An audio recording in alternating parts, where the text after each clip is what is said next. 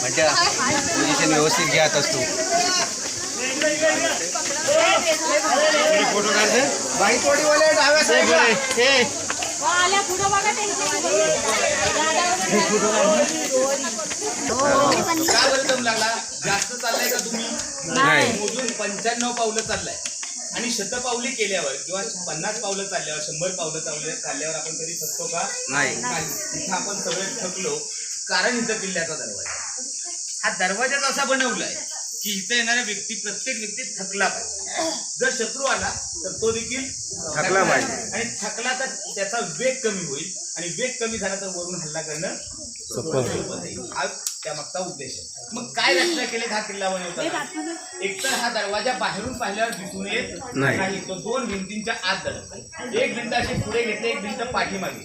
त्या दोन्ही भिंतींना गोल आकार दिला. बाहेरून पाहिलं तर त्या दोन्ही भिंती एकच वाटतात. इथे येणारी वाट तीव्र चढाची, वाकड्या तिकड्या वळणाची आहे आणि एका बाजूला जो खडक दिसतोय ना, या खडकामध्ये खोदलेल्या इथल्या ओरिजिनल पायऱ्यांची. त्या ओरिजिनल पायऱ्या एका खडकात खोदलेल्या लहान मोठ्या ओबडधोबड आकार असतात. अशी सगळी रचना का केली? जर शत्रू इकडे आला तर शत्रू कशासाठी येणार आहे? किल्ला जिंकण्यासाठी. आणि किल्ला जिंकायचा आहे तर त्याला किल्ल्यात प्रवेश करावा लागेल. त्याच्यासाठी त्याला दरवाजा शोधावा लागेल. बाहेरून पाहिलं त्याला दरवाजा सापडणार नाही, पण तो शत्रू आहे. दरवाजा शोधल्याशिवाय शांत बसणार नाही. जर शत्रूने दरवाजा शोधला तर त्याचा विचार काय असेल की हा दरवाजा तोडा आणि किल्ल्यात प्रवेश करा. आणि दरवाजा तोडण्यासाठी तो वेगवेगळ्या मार्गांचा वापर करतो. सगळ्यात सोपा मार्ग आहे खालून तोफांचा मारा करा आणि दरवाजा तोडा. आता जर कुणी खालून तोफांचा मारा केला तर तोफेचा गोळा असा वळून येऊन दरवाजावर धडकेल काय? नाही, तो समोरच्या भिंतीवरच असेल. म्हणजे तोफांचा मारा करून शत्रू दरवाजा तोडू शकणार नाही. मग दुसरा उपाय त्याला करावा लागेल. हत्ती आणा, जोर जोराने दरवाजावर धक्का द्या आणि दरवाजा तोडा. आता जर हत्ती आणायचं ठरवलं तर हत्तीतला तीव्र चढ, वाकडी तिकडी वळणं, लहान मोठ्या पायऱ्या चालेल. स्वतःचा तोल सावरून पूर्ण ताकदीनिशी दरवाजावर धडक देऊ शकणार नाही. म्हणजे हत्तीच्या साह्यानेही नाही दरवाजा तोडता येणार. मग तिसरा आणि शेवटचा उपाय तो म्हणजे मोठी फौज आणा, लाकडी ओंडका पकडा, जोर जोराने दरवाजावर धक्का द्या आणि दरवाजा तोडा. ही पद्धत तुम्ही बऱ्याच जणांनी चित्रपटांमध्येही पाहिली असेल. जर अशा पद्धतीने दरवाजा तोडायचा आहे तर फौज मोठी असेल आणि जेवढी मोठी फौज तेवढा लांबलचक ओंडका. तो सरळ ओंडका पाठीमागे न्यायचा, सरळ पुढे येऊन धक्का द्यायचा. त्याच्यासाठी सरळ वाट लागेल. इथे वाट वाकड्या वळणाची.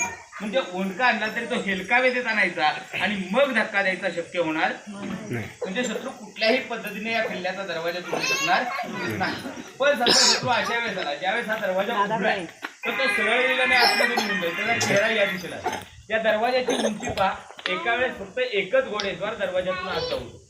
त्यापेक्षा जास्त लोक आत जाऊ शकणार नाहीत आणि चेहरा या दिशेला असेल. अशा वेळेस दरवाजाच्या मधोमध उभे राहण्यानंतर जाताना आणि पाठीमागे पहा तुम्हाला वरती चौकोनी खिडकी पाहायला मिळेल. ज्या खिडकीमध्ये आपला एक मावळा तोफ घेऊन बसलेला. जेव्हा शत्रू येईल इथून आत जाण्याच्या प्रयत्नात असेल, वरून तोफांचा मारा होईल, तो शत्रूच्या पाठीवर होईल. शत्रू पुढे जाण्याचा प्रश्नच नाही. पण शत्रू येताना एकटा नाही येणार, येताना मोठी फौज असणार आहे. जर पुढच्या लोकांवर हल्ला झाला तर पाठीमागे असणारे लोक सावध होतील आणि सावध झालेले लोक मारण्यासाठी पुढे येणार नाही. ते स्वतःला वाचवण्याचा प्रयत्न करतील आणि स्वतःला वाचवण्यासाठी तटबंदीचे या बाजूला किंवा त्या बाजूला सरकतील. जर अशा तटबंदीच्या दोन्ही बाजूला सरकले तर वरच्या त्या खिडकीतून शत्रूवर हल्ला होऊ शकणार नाही. पण अशा वेळेस तटबंदीला ज्याला जंगा असं म्हटलं जातं की त्यातून उकळतं तेल, वरून गरम पाणी, लाकडे म्हणजे बंदुकांचा मारा, तोफांचा मारा करताय, वरून दगडांचा मारा करताय. जेणेकरून शत्रू इथंपर्यंत आला तरी तो इथून आत न जाता पुन्हा माघारीच फिरला पाहिजे अशी या किल्ल्याच्या दरवाजाची रचना केली. किल्ला अवघ्या 2 वर्षात बांधलाय. किल्ला बांधण्याचं काम अर्जोजी यादव, हिरोजी इंदुरकर या दोघांच्या देखरेखीत झालं आणि दोघांनी इतक्या बारीक सारीक बाबींचा विचार करून किल्ला बांधलाय की किल्ल्यामध्ये शत्रूला प्रवेश नाही. आणि हा किल्ला आजही खाजगी बरं का. शिवाजी महाराजांचे 13वे वंशज श्रीमंत छत्रपती उदयनराजे भोसले त्यांच्या मालकीचा किल्ला आहे. त्यामुळे पूर्वीचे रीतिरिवाज तर इथं आजही पाहिले जातात. जसं की सूर्योदयाला दरवाजा उघडला जायचा, सूर्यास्ताला बंद केला जायचा, ही प्रथा आजही आहे. फरक एवढाच आहे की सकाळी 6ला उघडतात, संध्याकाळी 8ला बंद करतात. आणि किल्ला खाजगी असल्याचा परिणाम असा आहे की इथे येणाऱ्या कुठल्याही पर्यटकाकडून कुठल्याही प्रकारचा टॅक्स घेतला.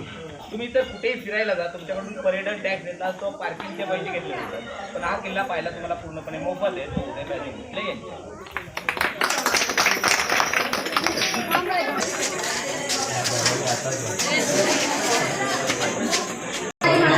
हा दरवाजा शिवाजी महाराज